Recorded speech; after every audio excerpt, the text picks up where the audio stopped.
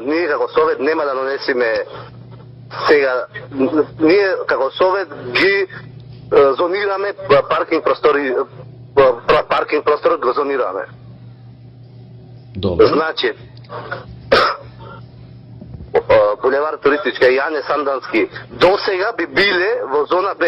Ние правиме во зона С и со тој чин му поевтинуваме на народов. Не разбирате? Не можам да ве разберам. Тие досега на нив не се наплаќа паркинг. Сега ќе се наплаќа паркинг.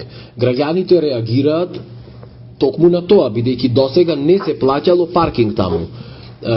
Затоа ве прашувам, што му поевтинувате, ако сите досега не плаќале, а сега ќе плаќаат? Точно, еве, сите си го поставуваме истото прашање. Што доколку платиме? Доколку платиме, се јавува поголема можност и поголема веројатност дека ќе најдеме слободно паркинг место. Ништо страшно и ништо ново во светскиот тренд. Значи, те зголеми циркулацијата на сообраќај. Добро.